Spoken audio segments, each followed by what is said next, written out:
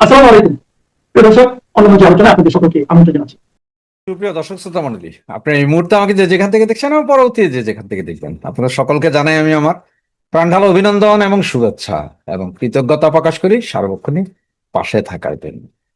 Please subscribe করতে ভুলবেন না। আপনাদের প্রতিটা সাবস্ক্রিপশন, প্রতিটা লাইক, প্রতিটা কমেন্টস উৎসাহ প্রদান করে এবং আরো হাজারো লোককে দেখতে উৎসাহিত করে। আপনারা কমেন্টসে কিছু লিখতে না পারেন, ABCD কিছু একটা টাইপ করে ছেড়ে দেন, তাতেও চলে। থাম্বেল এবং ব্যানার দেখে হয়তো অবাক হচ্ছেন যে এটা কি থাম্বেল দিলাম নাকি কি ব্যানার দিলাম, যে ডোনাল্ড ট্রাম্পের 120 ফিট উচ্চতার মূর্তি। আবার ছবিটা যদি একটু ক্লিয়ার করে দেখেন তাহলে দেখতে পাবেন যে ডোনাল্ড ট্রাম্পের পায়ের নিচে চাপা পড়েছেন শি জিনপিং। এটার কারণটা কি আপনারা সকলে জানেন। আজকে তো সারাদিনই হচ্ছে, কালকেও সারাদিন লেখালেখি হয়েছে, পোস্টার বিভিন্ন ভাবে বানাইছে মানুষ। সেটা হচ্ছে যে এই সর্বপ্রথম আমেরিকার স্বাধীনতা দিবস 250 বছর পূর্তি উদযাপন করেছে কোথায়?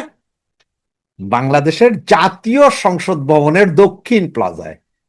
এই কাহিনী পৃথিবীতে এইবারই, মানে যে সপ্তম আশ্চর্য শুনছেন, এটা হচ্ছে যে অষ্টম আশ্চর্য। এটা পৃথিবীতে অষ্টম আশ্চর্য যে এভাবে কোন দেশের সংসদ ভবন এরিয়াতে আরেক দেশের স্বাধীনতা উদযাপন হয়। এইটা যদি ধরেন ঢাকা শহরে কোনো একটা ইয়েতে ক্লাবে ক্লাবে যদি ভারতের আমরা পালন করতাম তাহলে আরো আগুন লাগতো। তখন কিন্তু দেশ ব্যাচ হয়ে গেছে, কিন্তু এখন দেশ ব্যাচ হয় নাই। বা আমেরিকার এই স্বাধীনতা দিবস কিন্তু পাইকারাও পালন করে নাই, বা আমেরিকার দালাল যারা, যেমন ধরেন আপনার জাপান আছে, কোরিয়া আছে, তাইওয়ান আছে, এরাও কেউ পালন করে নাই। করছে কারা? বাঙালি জাতিরা। আর সবচেয়ে মজার একটা বিষয় কি জানেন? যে এটার আয়োজন করছে বিরোধী দলীয় নেতা, জামায়াতে ইসলামীর নেতা। ওনারা আয়োজন করছে না, সেখানে সমস্ত লোক যায় হাজির। তবে একটা জিনিস উল্লেখযোগ্য এখানে, যাদেরকে আমরা ডলার খোর নামে চিনি, ডলার ডলার যারা ডলার খোর, তাদেরকে ওখানে দেখা যায় নাই।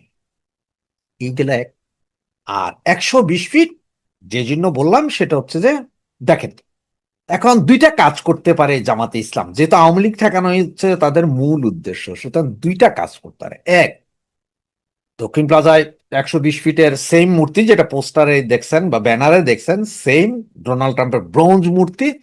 তো ব্রোঞ্জ মূর্তি বানানোর জন্য অবশ্যই জাতির জনক বঙ্গবন্ধুর যে ব্রোঞ্জ মূর্তিগুলো ভাঙা হয়েছিল ওগুলার গলায় টলায় একটা মূর্তি বানাইতে পারে। আর দ্বিতীয় আরেকটা কাজ করতে পারে, সেটা হচ্ছে সাভার স্মৃতিসৌধে, সাভার স্মৃতিসৌধে পাশে স্ট্যাচু অফ লিবার্টি যেটা আমেরিকার প্রতীক, ওইটা একটা বানা দিতে পারে। যেহেতু শিক্ষা ও নির্মাণ বন্ধ, সুতরাং শিক্ষা ও নির্মাণের যে গ্যাস, সেইটা আইনা স্ট্যাচু অফ লিবার্টির পেছন দিয়া লাগাই দিতে পারে গ্যাস লাইন। আর উপরে যে টর্চ লাইট হাতে ধরা, সেটার মধ্যে আগুন দিতে পারে, মানে একদম অরিজিন স্ট্যাচু অফ লিবার্টি বানাই দিতে পারে, যেটা আমেরিকাও করতে পারে না, সেটা বাংলাদেশ করে দেখাই দিতে পারে। এতে দুইটা লাভ, যেহেতু আমরা এখন আমেরিকার অঙ্গরাজ্য, উইদাউট পাসপোর্ট উইদাউট ভিসা ছাড়াই অঙ্গরাজ্য, সুতরাং এটা তো আরো প্রমাণ হয়ে যায় যে না, আমরা আসলেই আমেরিকান নাগরিক। যদিও বাপ ডাকা শুরু করছি, কিন্তু বাপ পুত্রের স্বীকৃতি দেয় নাই, ভিসা মিসা পাওয়া তো বহুত দূরের কথা। আর এত তেলবাজি করার পরেও আমেরিকা কি ঘোষণা দিয়েছে শুনছেন তো? যে আমরা আর অনুদান দেব না, আমরা ট্রেড দিব। ট্রেড কি দিবেন আপনি? ট্রেড দিবেন ওইটা, ওই যে গম, ডাইল, লবণ, তেল, মানে বেশি দাম হইল আমেরিকা থেকে কিনতে হইব। আগে যেখানে পৃথিবীর বিভিন্ন দেশ থেকে ওপেন মার্কেট থেকে LNG কিনতেন, তেল কিনতেন, সেটাও বন্ধ। কারণ আমেরিকা যা বলবে তাতেই কিনবেন। এতে আপনার আমার ডট ডট মারা গেল, কোনো সমস্যা নেই। এটা হচ্ছে যে আমেরিকার মূল। আর চায়নার প্রেসিডেন্ট, চায়নার অ্যাম্বাসেডার 4-5 দিন আগেই কি বলেছিল? যে বাংলাদেশের ভেতরে কেউ হস্তক্ষেপ করুক এটা চাই না। তো হস্তক্ষেপ কিন্তু উনিও করছেন। উনি কে যে এইটা এইসব বলার? আবার দিকে আমেরিকাও বলে যে বাংলাদেশের ভেতরের কোনো বিষয় নিয়ে অন্য কেউ হচ্ছে, কারণ দুটোটাই দালাল। এখন চায়নার এই আস্ফালন দেখেই আমেরিকার নির্দেশ দিয়েছিল জমাতরে যে বাবারা তোমরা তাড়াতাড়ি আমাদের এইটা করো। এখন অদূর ভবিষ্যতে দেখার বিষয় আছে যে চুক্তিগুলো কি কি হয়, কি কি ভাবে চুক্তি হয়। আমরা দিকে আওয়ামী লীগের নিশ্চুপ চুপচাপ, তবে জামাত আর বিএনপি এনসিপি এরা মিলা যদি ওই যে 120 ফিটের এই মূর্তি যদি বানায়, আওয়ামী লীগের ক্ষমতা নেই মূর্তি নিয়ে কোনো কথা বলবে। 50 ফিটের রাম মূর্তির চেয়ে ইয়ের মূর্তি ডোনাল্ড ট্রাম্পের 120 ফিটের মূর্তি হবে, সমস্যাটা কোথায়? আর এই মূর্তি বানাবে জামাত বিএনপি, এইটা কিন্তু হারাম হবে না, এটা হালাল, হালাল মূর্তি হবে। কারণ আমরা এখন শুয়োর খাবো আইনা, আমরা মদ আইনা খাবো, কারণ পৃথিবীর সবকিছুতে ভেজাল, কিন্তু ভাই হুইস্কিতে কোনো ভেজাল নাই। পিওর হুইস্কি খাইতে পারবো যদি আমেরিকার সাথে আমাদের এই ভাবটা চলতে থাকে। বন্দর করিডোর অমুক তমুক সবই তো দেওয়া হয়েছে, আর থাকলোটা বা কি কি? দেশের বাকি যা আছে তাও যাক না, অসুবিধা নেই, অঙ্গরাজ্য হইলাম, সবার পাসপোর্ট আমেরিকান হইয়া যাবে। যারা এখন আমেরিকা যাইয়া যেসব ভাই বোনেরা কাউ কাউ চিল্লায়, হেরাও বাতিল, কারণ হচ্ছে যে তোদেরও পাসপোর্ট আছে আমগোও পাসপোর্ট আছে, সব আমেরিকান, এটাই না? এই জন্যই আমি এটা বানাইলাম, যাতে ডোনাল্ড ট্রাম্পের একটা 120 ফিটের মূর্তি দাঁড়া করিয়ে দেওয়া যায় সংসদ ভবনের দক্ষিণ প্লাজায়, এবং একটা মূর্তি স্ট্যাচু অফ লিবার্টি বানানো যায়, যেটার পেছন দিয়ে থাকবে গ্যাস পাইপ, উপর দিয়ে লাইটের মধ্যে চলবে আগুন। ঠিক আছে না? এভাবেই চলতে থাকুক দেশ। আর বঙ্গু জাতি, আপনারা বুঝেন কে আপনাদের প্রিয় ছিল, শেখ হাসিনা নাকি অন্য কেউ? জাতির জনকের কন্যা শেখ হাসিনা যেই উন্নয়ন যা দিয়ে গেছে, যেভাবে করে গেছে, এইটাই ইহ জন্মে আর আপনারা পারবেন না। সেটা যে পারবেন না, আপনাদের যে অবস্থা কি সেটাই আপনারা দেখতে থাকুন। জয় বাংলা, জয় বঙ্গবন্ধু।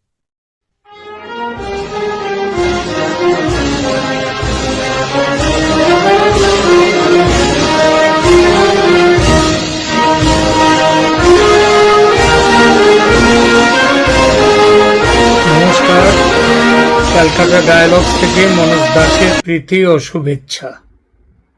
বছর 10 আগে আমার স্কুলের সংস্কৃত শিক্ষক, শাস্ত্রজ্ঞ পণ্ডিত ব্রাহ্মণ, তখন তার বয়স প্রায় 90, তিনি অসুস্থ ও মৃত্যুশয্যায় শুনে তার গ্রামের বাড়িতে দেখা করতে গিয়েছিলাম।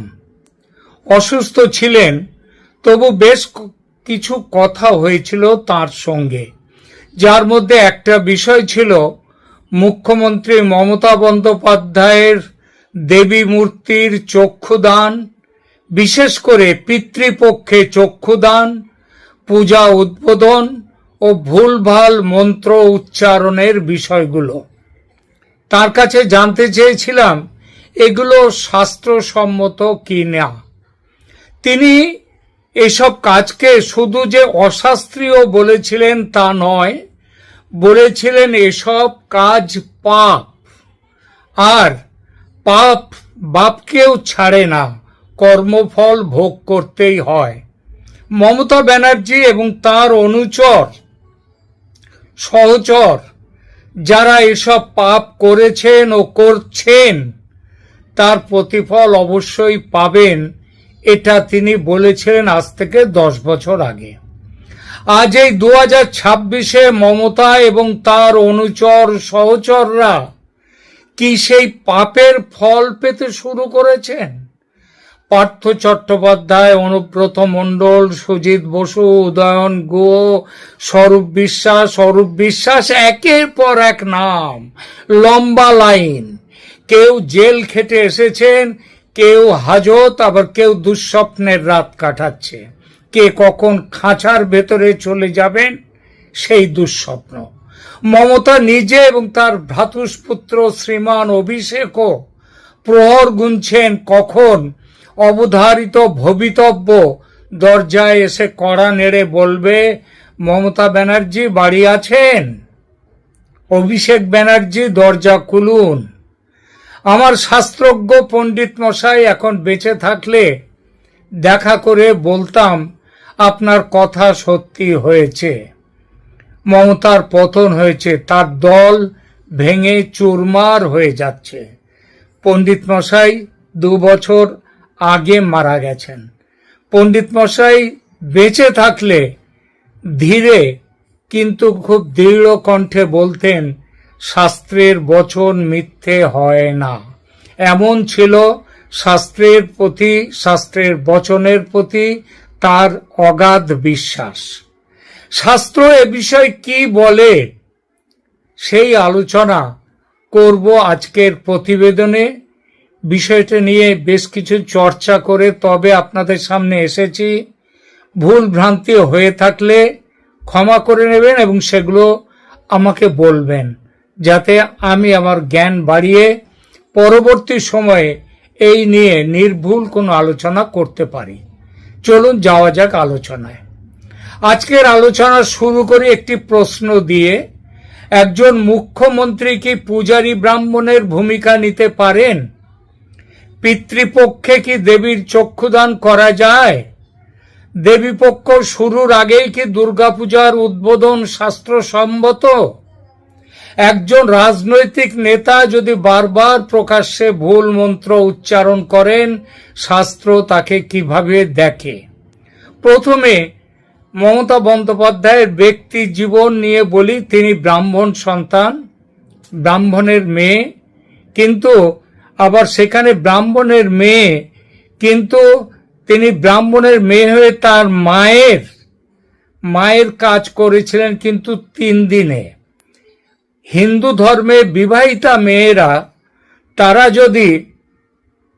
তারা যদি বিবাহিতা না হন, গোত্রান্তর না ঘটে থাকে, তাহলে তারা ওই তাদের পরিবারের পুরুষদের ছেলেদের যেমন 13 দিনের তাদের শেষ কাজ করতে হয়, সেই রকম তাকেও করতে হওয়ার কথা ছিল। কিন্তু তিনি তো আইনত প্রকাশ্যে তিনি বিবাহিতা নন, যদিও অপ্রকাশ্যে এমন খবর আছে যে বিশেষত দীপক ঘোষের বই থেকে আমরা যে জানি তিনি বিবাহিত এবং তিনি বিবাহ কোনো ব্রাহ্মণকে করেননি। অর্থাৎ তার গোত্রান্তর যদি সত্যিই ঘটে থাকে তাহলে তিনি অব্রাহ্মণ হয়ে গেছেন। তাহলে কি তিনি এই মন্ত্র উচ্চারণ করে তিনি কি পুজো করতে পারেন? আর এই যে প্রশ্নগুলো করলাম যা তিনি করেছেন সেগুলো কি শাস্ত্রসম্মত? তিনি রাজনৈতিক নেতা ঠিকই, রাজনৈতিক নেতা একজন। হিন্দু ধর্মকে প্রকাশ্যে ন্যাস্টি রিলিজিয়ান বলার পর যদি কালীঘাটের কালী মন্দিরে গিয়ে ভক্ত সেজে ষোড়শ উপচারে পুজো করতে বসেন, তাহলে কি মা কালী কি তার পূজা নেবেন? যদি না নেন, যদি দেবতা বা দেবী সত্যিই ক্রুদ্ধ হন তার ওপর, এবং সেই ক্রোধের বহিঃপ্রকাশ কি মমতা ব্যানার্জিকে আজকের এই অবস্থায় 2026-এর আজকে জুলাইয়ের 5 তারিখে যে অবস্থায় তিনি আছেন সেখানে কি এনে ফেলেছে? এবং আগামী দিনে কি আরো বড় বিপর্যয় তার জন্য অপেক্ষা করছে? এ বিষয়ে শাস্ত্র কি বলে? এই সমস্ত প্রশ্নকে ঘিরে পশ্চিমবঙ্গে গত 1.5 দশকে বিতর্ক যে হয়নি তা নয়। এই বিতর্কের শাস্ত্রীয় ভিত্তি কি আদৌ কিছু আছে? আজ কোনো রাজনৈতিক দলকে, কোনো ব্যক্তিকে সমর্থন বা বিরোধিতা আমি করব না। আজ আমরা দেখব হিন্দু শাস্ত্র কি বলে এই বিষয়গুলোতে। প্রথমে আসা যাক পিতৃপক্ষে তার চক্ষুদান করা, পিতৃপক্ষে পূজা উদ্বোধন করা, এটা কতটা শাস্ত্রসম্মত? পিতৃপক্ষ কেন আলাদা? হিন্দু ধর্মে 1 বছরের সময়কে, একটা বছরকে শুধু ক্যালেন্ডার দিয়ে ভাগ করা হয়নি, প্রতিটি সময়ের নিজস্ব ধর্মীয় তাৎপর্য রয়েছে। পিতৃপক্ষের মূল উদ্দেশ্য পূর্বপুরুষদের শ্রাদ্ধ, তর্পণ ও স্মরণ করা। অন্যদিকে দেবীপক্ষ শুরু হয় মহালয়ার মাধ্যমে।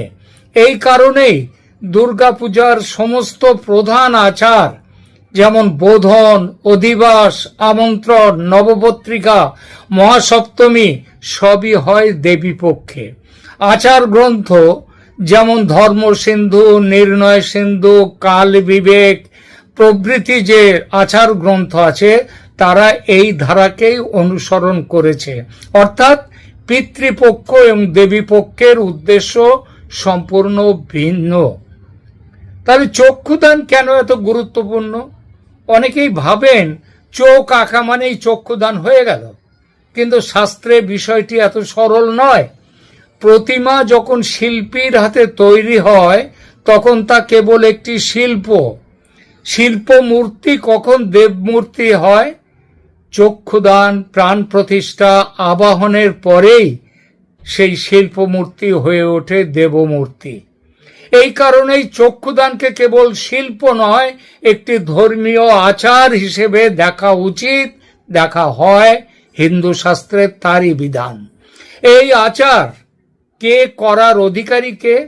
সাধারণত পূজারী আচার্য মন্ত্র উচ্চারণের মধ্য দিয়ে এই কাজ সম্পন্ন করেন। অনেক ঐতিহ্যবাদী পুরোহিত মনে করেন রাজনৈতিক ব্যক্তিত্বের প্রতীকী চক্ষুদানও শাস্ত্রীয় রীতির বিরুদ্ধে, অর্থাৎ শাস্ত্রসম্মত নয়। এবার আসি, তাহলে কি দেখা গেল? দেখা গেল যে মমতা এই যে চক্ষুদান করে এসছেন পিতৃপক্ষে পুজোর উদ্বোধন করছেন, সবগুলোই ভয়ঙ্করভাবে, ভীষণভাবে শাস্ত্র বিরুদ্ধ কাজ। এবার আসি মন্ত্রের গুরুত্ব নিয়ে। সেটা হচ্ছে হিন্দু ধর্মে শব্দই শক্তি। তাই বৈদিক পরম্পরায় কি বলা হয়েছে?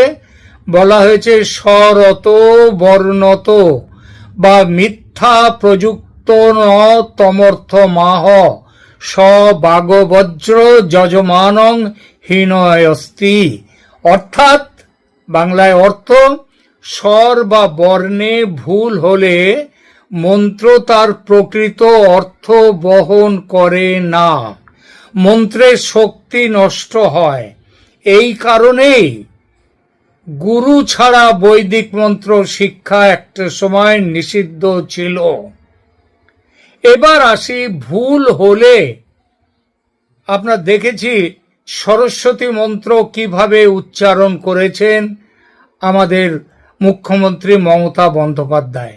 সরস্বতীও দেবী, দেবী মন্ত্রের উচ্চারণ তিনি যা করেছেন, তার না আছে মাথা, না আছে মুন্ডু, সেটা হাসির খোরাক করেছেন। এবং একবার নয়, দিনের পর দিন তিনি এই ভুল করে গেছেন।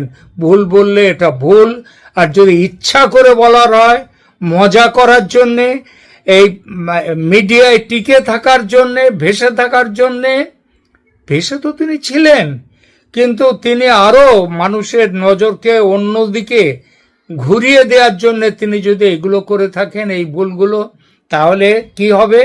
শাস্ত্র কিন্তু ভুল হলে শাস্ত্র সেই ভুলের জন্য তারও ক্ষমা আছে। শাস্ত্র মানবিক। যদি অবশ্য ভুল ইচ্ছাকৃত না হয় এবং মন্ত্র উচ্চারণ যিনি করেন তার মধ্যে যদি ভক্তি থাকে। আমরা পুজোর মন্ত্র উচ্চারণে গিয়ে অনেক সময় ভুল করে থাকি, কিন্তু তার মধ্যে ভক্তি থাকে। তাই পুজোর শেষে বলা হয় কি, যদি ইচ্ছাকৃত না হয় এবং মন্ত্র উচ্চারণ যিনি করেন তার মধ্যে যদি ভক্তি থাকে, সেই বিষয়ে আমাদের শাস্ত্রে কি বলা আছে? মন্ত্রহীনং ক্রিয়াহীনং ভক্তিহীনং সুরেশ্বর যৎ পূজিতং ময়া দেব পরিপূর্ণ তদস্তু মে। অর্থাৎ মন্ত্রে, ক্রিয়ায় বা ভক্তিতে যদি ত্রুটি হয়ে থাকে, হে দেবতা, হে দেব, হে দেবী, আপনি ক্ষমা করুন। অর্থাৎ একবার ভুল হলে ক্ষমা প্রার্থনার ব্যবস্থা আছে। কিন্তু প্রশ্ন ওঠে, যদি একজন ব্যক্তি বছরের পর বছর প্রকাশ্যে একই ধরনের ভুল করে যান, মজা করার জন্য যদি তিনি ভুল মন্ত্র বলেন, তখন এই প্রশ্নের উত্তর নিয়ে ধর্মীয় পণ্ডিতদের মধ্যে মতভেদ রয়েছে। কেউ বলেন এটা অজ্ঞতা, আর অজ্ঞতা ক্ষমার যোগ্য। কিন্তু অজ্ঞতা সবসময় ক্ষমার যোগ্য নয়। যদি সেই অজ্ঞতা ইচ্ছাকৃত এবং অজ্ঞত শুধরে নেয়ার কোনো চেষ্টা না থাকে, তাহলে সেটা ক্ষমার অযোগ্য অজ্ঞতা। আবার কেউ বলেন একই ভুল বারবার করা বা ত্রুটি শুধরে যথাযথ মন্ত্রপাঠ না করা হলো ধর্মীয় আচারকে যথাযথ গুরুত্ব না দেওয়ার লক্ষণ। এবং এই লক্ষণে মমতা বন্দ্যোপাধ্যায় এই দোষে দুষ্ট। এরপরে আসি ধর্মীয় আচার বনাম রাজনৈতিক অনুষ্ঠান। গত এক দশকে পশ্চিমবঙ্গে দুর্গাপূজার উদ্বোধন, অনুদান, বিভিন্ন প্রতীকী আচার এসব নিয়ে নতুন একটা ধারা তৈরি হয়েছে এবং এই ধারায় আবার নেতৃত্ব দিয়েছেন অনেকাংশে মমতা বন্দ্যোপাধ্যায়। সমর্থকদের, তার যারা সমর্থক তারা কি বলেন, এতে দুর্গাপূজা আরো সার্বজনীন হয়েছে। অন্যদিকে বহু ঐতিহ্যবাদী মানুষ, পুরোহিত, শাস্ত্রজ্ঞ এবং সাধারণ মানুষের মত রাজনৈতিক অনুষ্ঠান এবং ধর্মীয় আচারকে এক করে ফেলা উচিত নয়। এতে পূজা আর ধর্ম আচরণ থাকে না, হয়ে ওঠে আর এক রাজনীতির উপাদান আর ফুর্তির উপাদান। আগে বলা হতো দুর্গা পূজা, এখন বলা হয় দুর্গা উৎসব, দুর্গোৎসব। কে কত জাঁকজমক দেখাবে সেই উৎসব, তার যেন পাল্লা। রবি ঠাকুর লিখেছিলেন, রথযাত্রা লোকারণ্য মহাধুমধাম, ভক্তেরা লুটায়ে পথে করিছে প্রণাম। রথ ভাবে আমি দেব, পথ ভাবে আমি, মূর্তি ভাবে আমি দেব, হাসে অন্তর্যামী। সেখানে তবু তো কবি ভক্তদের পথে লুটিয়ে প্রণাম করার কথা বলেছেন। দুর্গাপূজার মণ্ডপে যান, দেখবেন ভক্তি ব্যাপারটা নেই, প্রণাম প্রণতি, লুটিয়ে প্রণাম আসে ভক্তি থেকে। আর আপনি প্যান্ডেলে যান, দেখবেন প্যান্ডেল, লাইটিং এইসব নিয়ে সবার সব কথা। প্রণাম বড়জোর একটা হাত কপালের কাছাকাছি, তার বেশি নয়, ভক্তি শূন্য একটা হাত কেবল উঠে আসা। আর অন্তর্যামী, তিনি তো পূজা স্থানেই নেই। হাসার, তিনি যে হাসবেন সে হাসার প্রশ্নই ওঠে না। এই বিতর্ক নতুন নয়। ধর্ম সম্পর্কে বিতর্কিত মন্তব্য মমতা বন্দ্যোপাধ্যায় করেছেন, একবার নয় বহুবার। জনপরিসরে বহুবার অভিযোগ উঠেছে যে হিন্দু ধর্ম সম্পর্কে বিতর্কিত মন্তব্য করেছেন প্রাক্তন মুখ্যমন্ত্রী মমতা ব্যানার্জি। রেড রোডের ঈদের মিলনে সম্প্রতি, খুব বেশি কাল আগের নয়, তিনি হিন্দু ধর্মকে ন্যাস্টি রিলিজিয়ান বা গন্ধা ধর্ম বলেছেন। এই নিয়ে একাধিক মামলাও দায়ের হয়েছে তার বিরুদ্ধে। ভারতের সংবিধান বলে, যদি কোনো ব্যক্তি কোনো ধর্মকে অবমাননাকর ভাষায় সম্বোধন করেন তাহলে তার ধর্মীয় অনুভূতিতে আঘাত করা এবং আইনত তিনি অপরাধী। এই অপরাধের সাজা তাকে পেতেই হবে, মমতাকে পেতেও হবে। এটা দেশের আইন অনুযায়ী অপরাধ, আর শাস্ত্রের বচন অনুযায়ী এটা অপরাধের সঙ্গে পাপ। তুমি ধর্মহীন হতে পারো নিশ্চয়, সে অধিকার তোমার নিশ্চয়ই আছে, কিন্তু কোন ধর্মকে ন্যাস্টি বা গন্ধা বলার অধিকার তোমার নেই। তাই তুমি যে হরিদাস পাল হও না কেন। কর্মফল নিয়ে শাস্ত্র কি বলে, এই প্রশ্নটা উঠল কারণ আমি প্রথমেই বলেছি, আজকে মমতা ব্যানার্জি এবং তার দল যে জায়গায় চলে এসছে, নেমে এসছে, যেভাবে তার পতন হয়েছে, এই পতন কর্মফল কিনা সেই প্রশ্নটা নিয়ে এবার আলোচনা করব। কর্মফল নিয়ে শাস্ত্র কি বলে, সবচেয়ে গুরুত্বপূর্ণ প্রশ্ন, শাস্ত্র কি বলে সেই বিষয়। শাস্ত্র বলছে, যে ধর্ম লঙ্ঘন করবে সে কি অবিলম্বে শাস্তি পাবে? অবিলম্বে, কথাটা খেয়াল করবেন, অবিলম্বে না, শাস্ত্র এত সরল নয়। ভগবত গীতায় কর্মফলের কথা বলা হয়েছে। মানুষ কর্ম করবে ফলের প্রত্যাশা না করে। তার মানে এই নয় যে কর্মফল বলে কিছু নেই। বলা হয়েছে তুমি কর্ম করে যাও, কিন্তু তোমার ফলের প্রত্যাশা তোমার করো না, ফল নির্ধারণ করবেন ঈশ্বর। কখন করবেন তিনি? কিভাবে, কোন রূপে, সেটা মানুষের হাতে নেই, আবার মানুষের হাতে আছেও। ঈশ্বর কারো না কারো হাত দিয়ে সেই কর্মফল পাঠিয়ে দেন সেই পাপীর কাছে, যার প্রাপ্য সেটা। তাই কোনো নির্দিষ্ট ব্যক্তির রাজনৈতিক বিপর্যয় বা আইনি সমস্যাকে নিশ্চিতভাবে ঈশ্বরের দণ্ড বলা শাস্ত্র দিয়ে প্রমাণ হয়তো করা যায় না, কিন্তু এটা নিশ্চিতভাবে বলা যায় ঈশ্বর দণ্ডদানের নিয়ম চালিয়ে যাচ্ছেন, আর সেটা চালিয়ে যাচ্ছেন তারই সন্তান অমৃতস্য পুত্রা যারা, সেই মানুষের হাত দিয়ে। পশ্চিমবঙ্গের সাধারণ মানুষ যেমন মমতাকে রাজপাট থেকে সরিয়ে কর্মফল দিয়েছে, পরের পর্যায়ে আসবে আদালতের জজ সাহেবদের হাত ধরে তার কর্মফল পাওয়ার কথা। আজকের আলোচনার মূল বক্তব্য একটাই, হিন্দু শাস্ত্র ধর্মীয় আচারের বিষয়ে অত্যন্ত সূক্ষ্ম ও কঠোর বিধান দিয়েছে। পিতৃপক্ষের নিজস্ব মর্যাদা রয়েছে, দেবীপক্ষের নিজস্ব বিধান রয়েছে। চক্ষুদান কেবল শিল্প নয়, ধর্মীয় আচার। তিনি কত ভালো চোখ আঁকতে পারেন এটা দেখাবার অনেক জায়গা আছে, এই প্রতিমার চোখ এঁকে দেখাবার কথা নয়। চক্ষুদান কেবল শিল্প নয়, ধর্মীয় আচার। আর মন্ত্র কেবল শক্তি নয়, শব্দ নয়, মন্ত্র কয়েকটা শব্দের সমাহার তা নয়, মন্ত্র হচ্ছে শক্তি, শব্দ ব্রহ্ম। তাই যেই হন রাজনীতিবিদ অথবা শিল্পী বা সাধারণ মানুষ, ধর্মীয় আচারে অংশ নিলে শাস্ত্রীয় বিধান সম্পর্কে সচেতন থাকা প্রয়োজন। যদি সচেতনতা যদি নাও থাকে, সেই শিক্ষা বা দীক্ষা সেটা যদি নাও থাকে, সেই অভাবটা পূরণ করে নেওয়া যায় আর একটা দিক দিয়ে, সেটা হচ্ছে ভক্তি। ভক্তি, সেই ভক্তি দিয়ে অজ্ঞানতাকে দূর করা যায়। আর যেখানে অজ্ঞানতার সঙ্গে ভক্তিও থাকে না, সেখানে কিন্তু ঈশ্বর ক্ষমা করেন না।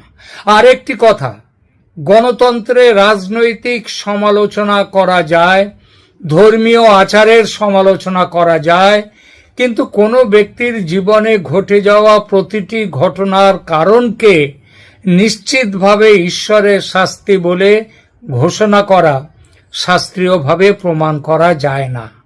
আমি সেটা করছিও না। সেই বিচার হিন্দু দর্শনের মতে শেষ পর্যন্ত ঈশ্বর ও কর্মফলের অধীন। আপনি যেমন কাজ করবেন, কর্ম করবেন, তার ফলও তেমন পাবেন। যে গাছ আপনি পুঁতবেন সেটা যদি বিষ বৃক্ষ হয়, তবে তা থেকে বিষের ফল আসবে। আর অমৃত বৃক্ষ যদি আপনি তা রোপণ করেন, অমৃতের বীজ, সেখান থেকে অমৃতের বৃক্ষ আসবে। ভিডি ঈশ্বর, কর্মফলের। শেষ পর্যন্ত আমাদের সব কাজ হিন্দু দর্শনের মতে, আমাদের সব কাজ ঈশ্বর ও কর্মফলের অধীন। ভিডিও শেষ করার আগে দর্শকদের উদ্দেশ্যে প্রশ্ন আমি রাখছি, আপনাদের কি মনে হয় ধর্মীয় এই কদাচার করার জন্যই কি আজ মমতা ব্যানার্জি এবং তার দলবলের এই পর্যায়ে এই পতন হয়েছে? এইটা, কিংবা আরো একটা প্রশ্ন এই সাথে, যে সম্পূর্ণভাবে শাস্ত্রের বিধান মেনেই কি হওয়া উচিত আমাদের সব ধর্মীয় আচার? আর যদি ধর্মীয় আচারে যদি কোনো জায়গায় ঘাটতি থাকে, অজ্ঞতা থাকে, আমরা কি ভক্তি দিয়ে সেই অজ্ঞতা, সেই ঘাটতি দূর করতে পারি? আপনার মতামত অবশ্যই কমেন্টে লিখুন। আবার দেখা হবে। ভালো লাগলে আজকের এই আলোচনা, ভালো লাগলে যতটুকু আপনাদের সামনে আনতে পেরেছি, এর জন্যে অনেক পরিশ্রম, অনেক পড়াশুনো করে তারপরে আপনাদের সামনে এসেছি। আমার অজ্ঞতা থাকতে পারে, কিন্তু চেষ্টার ত্রুটি ছিল না। ভালো থাকবেন। আর আমার চ্যানেলকে ভালো লাগলে সাবস্ক্রাইব করবেন আমার চ্যানেলকে। ধন্যবাদ।